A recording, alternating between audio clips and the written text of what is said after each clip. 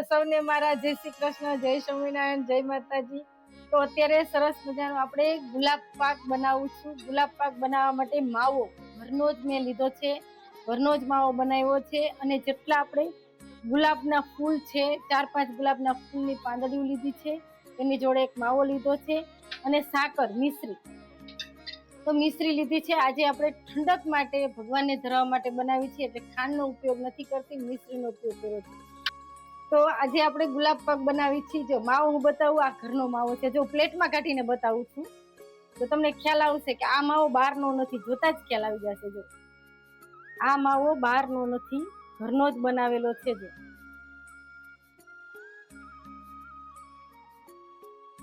આપણી ખાંડ છે ને એ મેલ થશે, ફૂલ ગેસ રાખવું, પછી ચાસણી કરીશ અને પછી જ આપણે માવો એડ કરવાનો છે।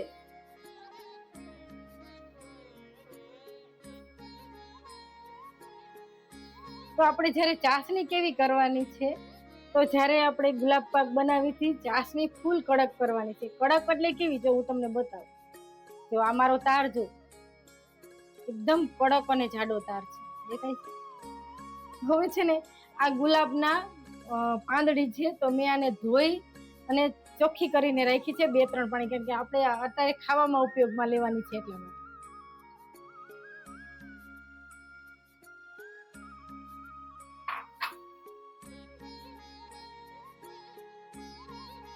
અને જોડે જોડે આ માવો છે એને પણ આપણે એડ કરી દઈશું। તો અત્યારે મારો આ ફ્રેશ તાજો માવો છે, એટલે ખમણવાની જરૂર નથી। જો તમે બહારનો માવો લઈ આવ્યા હો તો ખાસ ખમણીને એડ કરજો અંદર।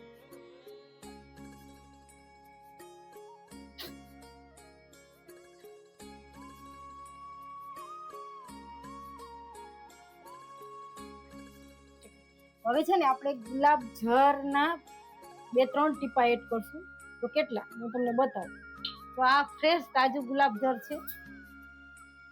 જો આમાં આપણે એલચીની ફ્લેવર નથી એડ કરવાની, તો ગુલાબ જળના 2-3 ટીપા લઈશું તો પણ એની સ્મેલ સરસ આવે અને ગુલાબની સુગંધ સરસ આવશે। જો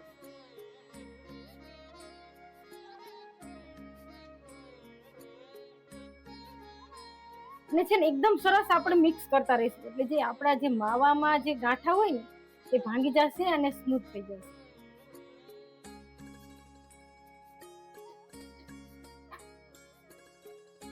આપણે ચાસણી કરી પછી અંદર માવો એડ કર્યો, તો માવામાં છે ને હમણાં ઘી અને દૂધનો ભાગ હોય છે, તમને ખ્યાલ હશે, દૂધનો ભાગ હોય અંદર, તો દૂધની થોડી ભીનાશ હોય, એટલે છે ને આપણે 5-6 સતત હલાવતા રહીશું, જામી જાય એવું કરવું પડશે, એટલે એ એકદમ ઠીક થઈ જશે।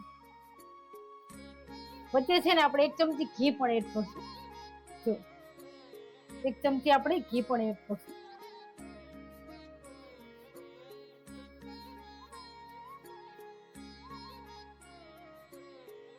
તો જે આ ટ્રે લીધી છે એમાં છે ને આપણે થોડું મિશ્રણ અંદર એડ કરશું આ રીતે, અને સરસ ગોરી વળશે ને, ઠંડુ થશે એટલે ગોરી વળશે, પછી જ ગેસ બંધ કરી દેવાનો।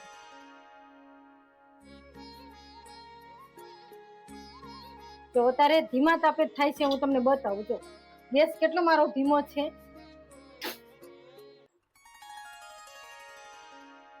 જો તમે જોઈ શકો છો, હવે જામવા માંડ્યું છે ને આ રીતે।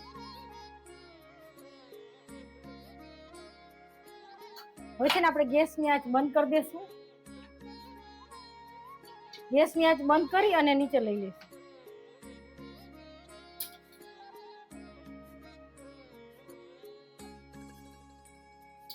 જો આપણે ટ્રે લીધી છે, અંદર આપણે પાથરવાનું છે એટલા માટે હવે છે ને ઘી લગાવી દઈશ ફરતે બધે।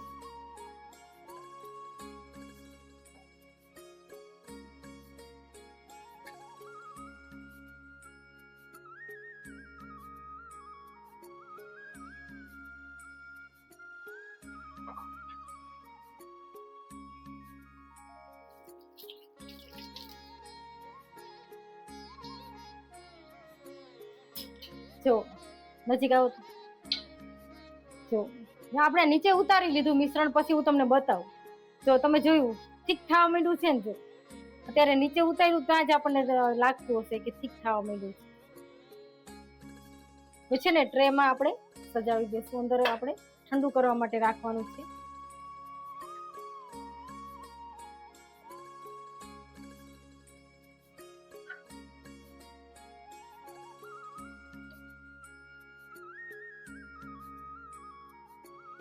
આને છે ને આપણે ઠંડુ કરવા માટે રાખી દઈશું. ઉપર છે ને શું એડ કરશું બતાવું તમને.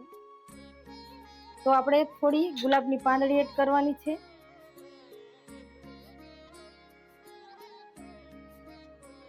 ભગવાનને આપણે ધરાવવું હોય તો ડ્રાય ફ્રૂટ વગર અધૂરું.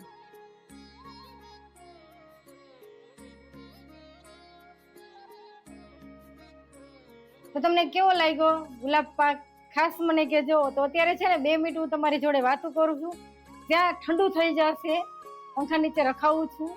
તો ખાસ રહેજો, હું તમને પીસ પાડીને બતાવું. તો તમે જોઈ શકશો આપણે સરસ મજાનો નેચરલ ગુલાબ પાક બનાવ્યો છે. હવે છે ને એને આપણે કાપા પાડી લઈએ. તો થોડી વાર છે ને મેં અત્યારે ફ્રીજમાં મૂક્યું હતું, કારણ કે મારે તમને તરત જ બતાવવું હતું ખોલીને, એટલે તો છરીથી આપણે કાપા પાડી લેશું.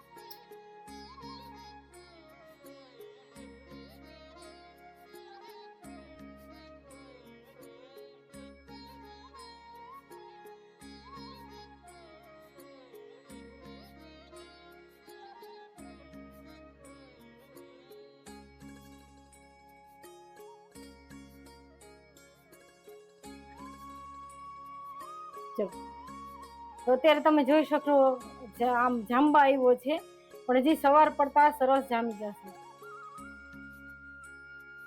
પણ હજી તાજો ફ્રેશ છે, તમે જોઈ શકશો.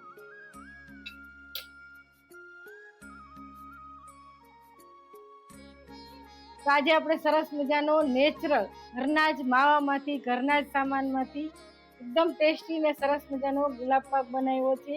તો જો મારા ગુલાબ પાકની રેસીપી ગમે તો લાઈક, શેર અને સબસ્ક્રાઇબ જરૂરથી કરજો. અને મારી ચેનલમાં જ્યારે આ વિડીયો મૂકું ત્યારે અંદર કોમેન્ટ પણ લખજો કે કેવો થયો છે ખાસ.